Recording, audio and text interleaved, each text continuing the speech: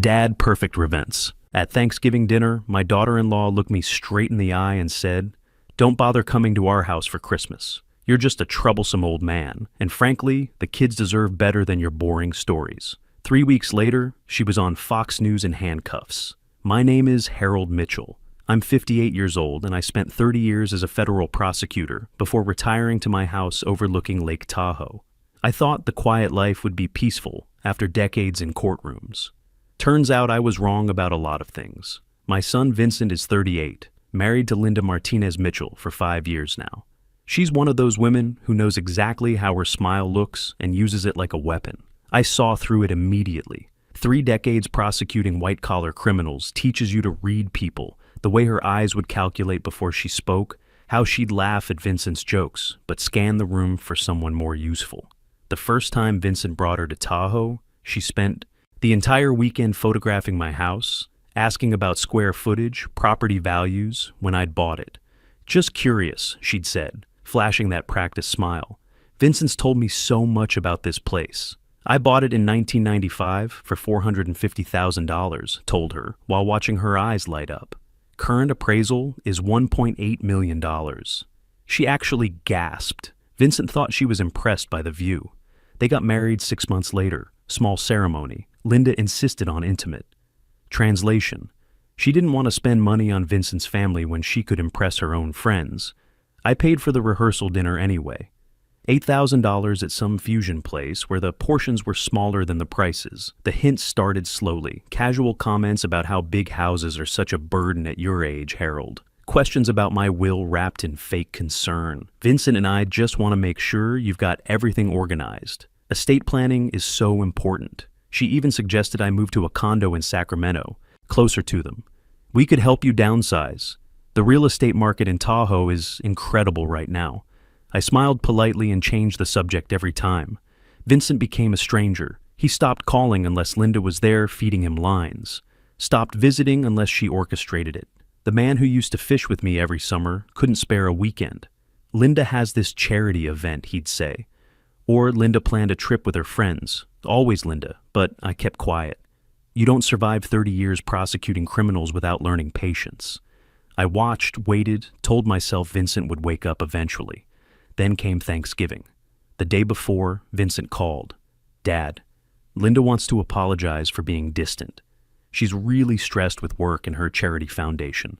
We'd like to come for a Thanksgiving dinner, bring the kids, make it a real family holiday." I should have known better. Hope makes fools of us all. I spent 2 days preparing, made the turkey using my mother's recipe, herb butter under the skin, apple cider brine, the whole spread.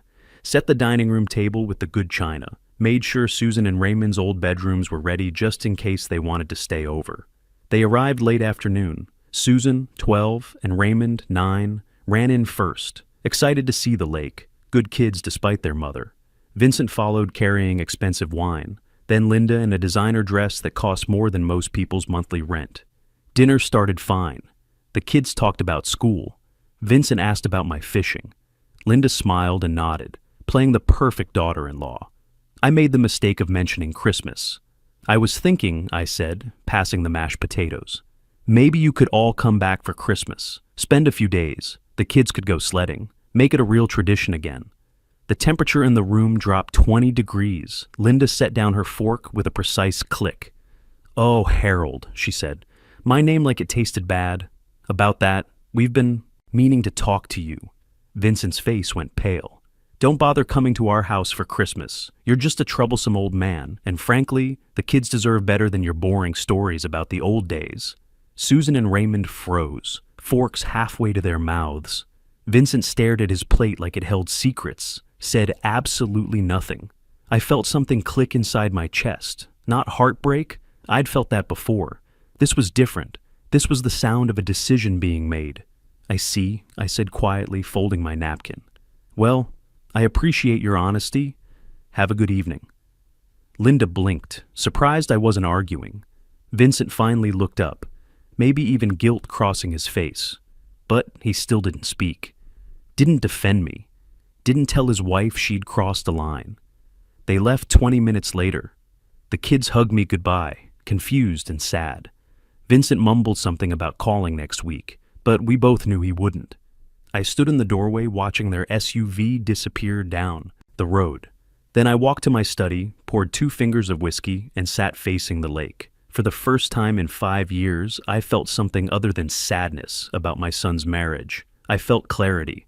You know what's terrifying for criminals? When a prosecutor knows exactly where to look. I didn't sleep that night. Sat in my study until 3 a.m., whiskey untouched, mind working. Linda's words kept replaying, but underneath them, I heard other things. Months of comments, questions, hints I'd filed away without examining closely. That's valuable property, Harold. Must be hard to maintain at your age. Have you thought about what happens to the house when you're gone? Estate taxes can be brutal. Vincent mentioned you don't have a revocable trust. I thought she was just greedy, waiting for inheritance like a vulture. Annoying, but legal. But something nagged at me. The next morning I did what I'd done for 30 years. Started looking at details. Vincent and Linda rented their house in Sacramento. Vincent made $85,000 as an insurance manager. Linda worked as a marketing director, maybe $55,000. Combined income around $140,000. Yet Linda drove a brand new BMW X5. I'd looked it up once, $75,000. She wore Prada bags, Louis Vuitton shoes. Her Instagram showed weekly dinners at restaurants where entrees started at $80. Vegas trips, Napa wine tours, weekends in Carmel. The math didn't work. I opened my laptop and started where I always started: financial investigations, social media. Linda's Facebook was a masterclass in performance. Photos of her at charity galas, holding oversized checks, giving speeches at fundraising events. Everything centered around something called Light of Hope Foundation. Professional website, slick branding, dedicated to helping Sacramento's homeless through direct aid and community programs. Linda was executive director. Vincent was treasurer. The foundation claimed to have raised $340,000 over 2 years. I felt that familiar tingle at the base of my skull, the one I used to get when a defendant's financial disclosure didn't match their tax returns. I spent 2 hours digging, found their Form 990, the public tax filing every nonprofit submits to the IRS.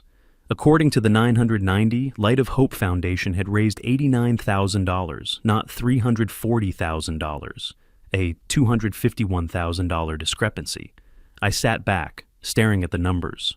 Could be a mistake. Could be poor record keeping. Could be the website was aspirational, counting pledges that hadn't come through. Could be. But 30 years of prosecuting financial crimes taught me when numbers don't match, it's never a mistake. It's a system. I remembered Patricia Anderson. We'd worked together when she was an IRS criminal investigation agent. Sharp, relentless, treated tax fraud like a personal insult. She'd left the IRS 5 years ago to start her own investigation firm in Sacramento. I found her number in my contacts. Harold Mitchell, she answered. Thought you'd retired to some cabin in the woods. Close. Lake Tahoe. How are you, Patricia? Busy. Rich people keep doing stupid things with money, so business is good. She paused. This isn't a social call, is it? I need your help. Unofficial and fast. Financial investigation, nonprofit, possible fraud. Long silence. Who's the target? I closed my eyes. My daughter-in-law, and possibly my son. Her voice softened. Want to tell me what happened? I gave her the abbreviated version, the Thanksgiving insult, the lifestyle that didn't match income, the discrepancy in foundation numbers. Send me everything you've got, Patricia said. If there's something there, we'll find it. Thank you. Are you sure you want to do this? If they're dirty and we prove it, that's your son. I looked out at the lake, dark gray under cloudy skies, waves choppy from wind. That's exactly why I have to do it. He chose the wrong side. Someone needs to show him there are consequences. After Patricia left, my phone rang. Vincent. Hey, Dad. Just wanted to check in. See how you're doing after Thanksgiving. Interesting. Linda must have realized she'd gone too far. Sent Vincent to smooth things over. I'm fine, son. How are the kids? Good. Susan made honor roll. Raymond's doing great in soccer. A pause. Listen, Dad, about what Linda said. It's forgotten. She was stressed. I understand. The lie came easily. She was stressed. I understand. Relief flooded his voice. Oh, good. She's been under pressure with the foundation. They're planning this big fundraiser in January, trying to expand their outreach programs. I let him talk, listening for details beneath the words. The foundation was expanding, more money flowing through it, more opportunities for theft. That's wonderful, I said. You must be proud of her. Yeah, she works really hard. He sounded like he was trying to convince himself. Anyway, I just wanted to make sure we're okay. We're fine, Vincent. After we hung up, I sat back in my chair. The irony wasn't lost on me. Vincent calling to make peace while I was building a case against him and his wife. But that's the thing about crime. It always feels justified to the people committing it. A week later, Patricia pulled up in a silver Audi. I met her at the door. She'd aged well, still had that sharp look that made defendants nervous. Nice setup, she said, taking in my study. Retirement looks good on you. I poured coffee and we sat.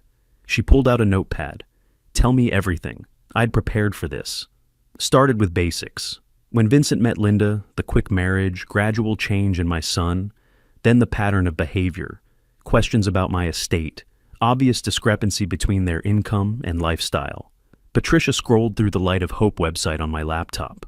Photos of Linda at fundraising events, always perfectly styled, always holding those ceremonial checks. Claims they've raised $340,000 over 2 years, I said. Patricia's eyebrow went up.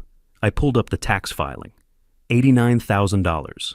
She was quiet, studying, in on numbers, then looked up with that familiar gleam, the one she used to get when we'd found the thread that would unravel an entire criminal enterprise. $251,000, she said softly. That's not a rounding error, Harold. No, it's not. You understand what you're asking me to do? If they're dirty and we prove it, that's your son in the crosshairs. I know, but if he's breaking federal law, he needs to face consequences. That's what I taught him growing up. Apparently he forgot. Patricia nodded slowly. Give me 2 weeks. I'll dig into their finances, trace the foundation's money, see where it's actually going.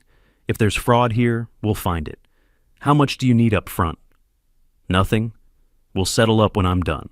She stood, tucked her notepad into her bag. Harold, are you prepared for what might happen if this is real? I thought about Vincent's face at Thanksgiving, staring at his plate while his wife insulted me. I've never been more prepared for anything in my life. The next 2 weeks crawled by. I fell into my routine, morning coffee overlooking the lake, afternoons restoring an antique writing desk in my workshop, evenings reading by the fireplace, but my mind was never fully present.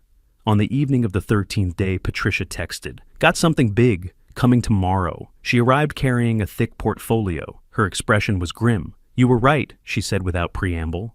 "It's worse than you thought." We sat in my study. She spread documents across my desk like evidence for a trial. Bank statements, corporate filings, transfer records. The Light of Hope Foundation is registered as a 501c3 nonprofit, she began. Donations are tax deductible, and they're supposed to use that money for charitable purposes. According to their marketing, they've collected $340,000 over 2 years. The 990 shows $89,000. That's a $251,000 discrepancy, I finished. So I tracked the money. She pulled out bank statements. The foundation has an account at Wells Fargo. Regular. Deposits from donors. Small amounts mostly. $50 here, $100 there. People who think they're helping homeless families. Her voice had gone cold. She hated this kind of crime. Where'd the money go? 3 shell companies in Nevada. She laid out documents, Bright Future Consulting, Summit Advisory Services, and Clearwater Solutions. All registered within 6 months of each other, all listing different addresses, but when you Google them, they're either empty lots or mailbox stores. Classic money laundering. The foundation paid these companies for consulting and administrative support, Patricia continued. Over $523,000 total. I blinked. More than they even claimed to raise. They collected more than they reported. Some donors gave cash at events, never made it to official books. She pulled out another document. And here's where it gets interesting. The shell companies all have the same 2 account signatories. She slid the paper toward me. I already knew what I'd see. Linda, Martinez Mitchell, Vincent Mitchell. The money goes into shell companies, then gets transferred to their personal accounts, Patricia said. Linda's primarily, but Vincent's too. They've been systematically stealing from their own charity for 2 years. I sat back, processing. $500,000, federal fraud, interstate wire transfers. This wasn't just unethical. It was federal crime with serious prison time. You're sure about this? Every detail. I've triple-checked everything. The evidence is solid. I looked at papers spread across my desk. My son's name on corporate documents for fake companies. Transfer records showing him helping his wife steal from people who thought they were helping the homeless. "What are you thinking?" Patricia asked quietly. "I'm thinking I spent 30 years putting people in prison for exactly this kind of crime. And if anyone else brought me this evidence, I'd tell them they had a federal case. And because it's your son? Because it's my son," I said. Slowly, I need to be absolutely certain. Can you prove intent? Patricia pulled out one more document, an email from Linda to Vincent. "Make sure transfers look like legitimate consulting payments. Keep them under $10,000 each to avoid reporting requirements. We need to be smart about this. Structuring. Deliberately keeping transactions below reporting thresholds. That showed consciousness of guilt. I felt something settle in my chest. Not anger, not sadness, just cold certainty. Federal crime, I said. Wire fraud, money laundering, probably tax evasion too. What do you want to do? I looked out at the lake. Water was gray under cloudy skies, choppy from winter wind, cold, unforgiving. How long would it take you to compile this into a formal report? Something I could present to federal authorities. 3 days, maybe 4. Do it. Include everything, every transaction, every transfer, every piece of evidence. Make it so thorough that even a rookie prosecutor could get a conviction. Patricia studied my face. "You're sure? This is your son, Harold. There's no coming back from this." I thought about Vincent at 7 years old, crying because he'd broken a neighbor's window, insisting on apologizing, on making it right with his allowance. I thought about the man he'd become, weak, complicit, helping his wife steal from the vulnerable. "That's exactly why I have to do it," I said. He chose the wrong side. Patricia left with her evidence portfolio, promising to return with a complete investigative report.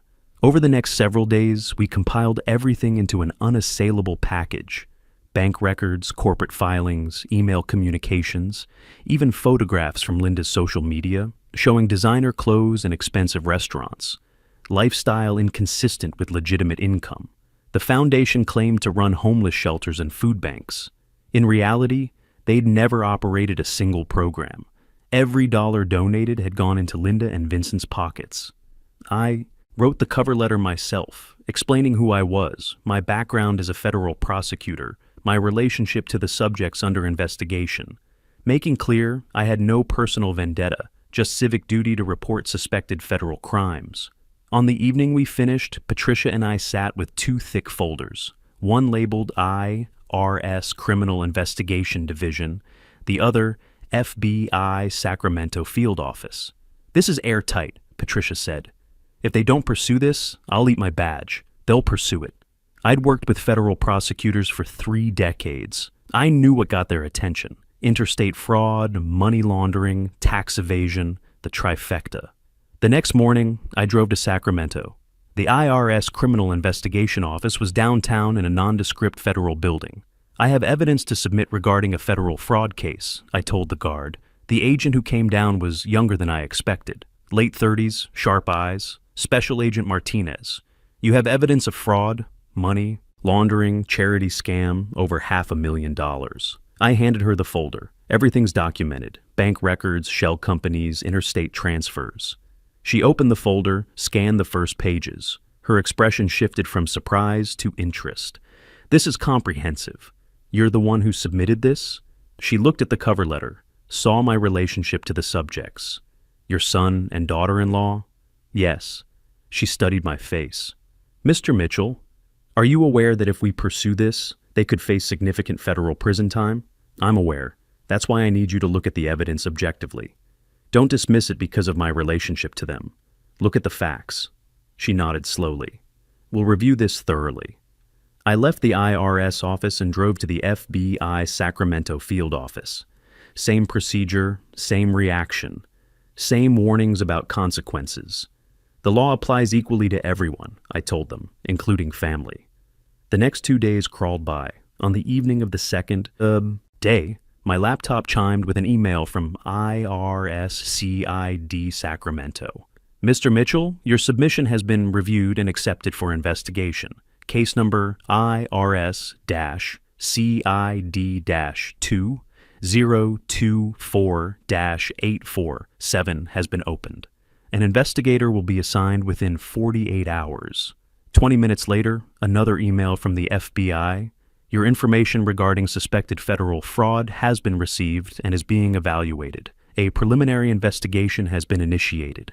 I sat back in my chair, looking out at the lake. The sun was setting, painting the water orange and gold. Beautiful evening. Peaceful. Vincent's life was about to implode, and he didn't know it. That night, I couldn't sleep. The phone rang at 3 a.m. Vincent. Dad, sorry to call so late. I couldn't sleep. Wanted to hear your voice. He sounded stressed, worried. What's wrong? Nothing? Everything's fine? Just work stuff. Linda's been stressed about the foundation. Some of the paperwork doesn't match up right, and she's worried about an audit. They were worried about an audit. They should be worried about federal prison. I'm sure it'll work out, I said. Yeah, you're right. He paused. Dad, I know things have been weird between us lately, but I want you to know I love you. You're my father, and I appreciate everything you've done for me. My throat tightened. I know, Vincent. Good. Okay, I'll let you get back to sleep. Love you. Love you too. Wednesday evening, I was reading when my laptop chimed. A Google alert I'd set up. Light of Hope Foundation plus Sacramento. Fox News posted 17 minutes ago. Breaking. Federal investigation launched into Sacramento charity fraud. Over $500,000 allegedly laundered. They'd leaked it. Someone had leaked the investigation to the press. I clicked the article. Sources close to the investigation say, Light of Hope Foundation, a Sacramento nonprofit claiming to help homeless families, is under federal scrutiny for money laundering. Executive Director Linda Martinez Mitchell and Treasurer Vincent Mitchell are suspected of diverting over $500,000 in charitable donations to personal accounts through shell companies. Vincent didn't know yet. The article had just been posted. My phone stayed silent for 5 hours. At exactly 12:01 a.m., it exploded with a call. Vincent. Dad. His voice was hysteria barely contained. Dad, are you watching the news? Seeing what? Fox News. We're on Fox News. They're saying we stole money from the foundation, that we're being investigated by the FBI. I turned on my television. The late-night anchor was reading the story. Behind him, a graphic, Sacramento charity fraud investigation. I'm seeing it now, I said calmly. This is insane. Someone made up lies about us and reported us to the FBI. Vincent, the FBI doesn't investigate based on lies. If they're looking into this, they have evidence. Silence. Long, damning silence. It's not like that, he finally said, voice cracking. Linda said it was okay. She said we were entitled to administrative fees. That's how nonprofits work. $500,000 in administrative fees? The amounts got confused. She handles the books. I just signed where she tells me to. Of course he did. Just signed where she told him to. Vincent, you need to get a lawyer. A good one. Don't talk to anyone without legal representation. I could hear Linda in the background now, her voice shrill, demanding to know what I was saying. I have to go, Vincent said. But Dad, this is going to be okay, right? They'll figure out it's a mistake. I looked at the TV screen. The anchor was bringing in a legal analyst to discuss potential charges. Wire fraud, money laundering, tax evasion, 20 years maximum federal prison time. Get a lawyer, Vincent, I said quietly. Then hung up. By 3 a.m., it was trending on social media. Someone had compiled Linda's Instagram posts. Designer bags, expensive dinners, luxury vacations, juxtaposed with the foundation's claims about helping homeless. That afternoon, the final message from Vincent, they're coming to arrest us tomorrow. Christmas Eve. The FBI called our lawyer. Dad, you did this. I hope you're happy. I wasn't happy, but I was certain. I typed one last response. You made your choices. Now you live with them. The kids will be taken care of. I'll make sure of that. His response was just 4 words. I'll never forgive you. Christmas Eve, every channel covered it. The arrests at the airport, Linda and Vincent in handcuffs, their attempt to flee to Las Vegas thwarted by federal agents. 2 weeks later, the custody hearing. Social services verified I had adequate space, financial stability, clean background. Susan, 12, and Raymond, 9, moved into my house. Nancy Wilson, Linda's mother, barely spoke when she handed them over. "This is your home now," I told them, standing in my entryway with their suitcases. "Your rooms are upstairs. You can decorate them however you want." The first week was brutal. Susan cried at night. Raymond wandered like a ghost. But gradually, routine established itself. School runs, homework help, bedtime stories. On the fourth night, Raymond appeared at my study door. "Why did you do it?" he asked. "Your parents broke the law, stole money from people trying to help others. I couldn't let that continue. But they're your family." "Yes," and that made it harder. But love doesn't mean letting people hurt others. He nodded slowly. The next morning, he ate his full breakfast. January brought the sentencing hearing. Vincent got 4 years. Linda got 8, plus $261,500 each in restitution. That evening, I told Susan and Raymond over dinner. Susan's fork clattered to her plate. 8 years! I'll be 20 when she gets out. She cried, loud, angry sobs. "This is your fault. I didn't argue. Let her be angry." She was 12. Her world had collapsed. Eventually, Susan ran upstairs. Raymond looked at me. "Did they do it?" "Yes. They stole from people trying to help poor people." He nodded, went back to his dinner. The next morning, Susan came downstairs. Calmer. "Grandpa, Mom called from prison. She said you made up documents because you were mad about Thanksgiving. That's not true. Every document was real.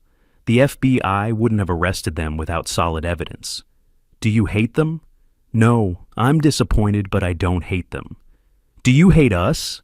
"Never. None of this is your fault." She collapsed into my arms, sobbing. Raymond joined us. We stood holding each other while my grandchildren mourned their parents' mistakes. Months passed. Susan joined volleyball. Raymond played soccer. We visited Vincent monthly at Lompoc.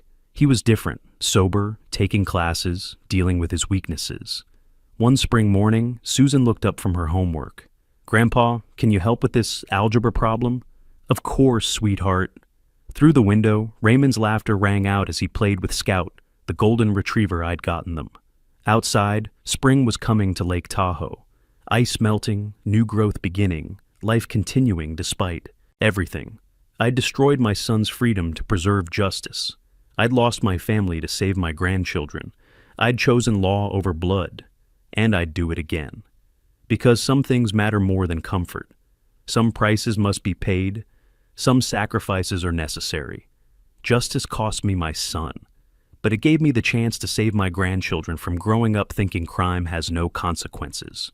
That family loyalty means protecting wrongdoing. That money matters more than integrity. Outside, Raymond called, "Grandpa, come throw the ball." I walked into the spring sunshine, threw the ball for Scout, listened to Raymond's laughter, felt the warmth of the sun and the cold certainty that I'd made the right choice. It wasn't forgiveness. It wasn't redemption. It wasn't even peace. But it was justice. And sometimes, I'd learned over 58 years, justice is all we need. It has to be enough. Sometimes the greatest act of love is becoming the villain in someone else's story, because protecting the innocent matters more than preserving comfortable lies. Real family isn't about blood protecting blood from consequences. It's about teaching the next generation that integrity has a price worth paying, even when that price breaks your heart.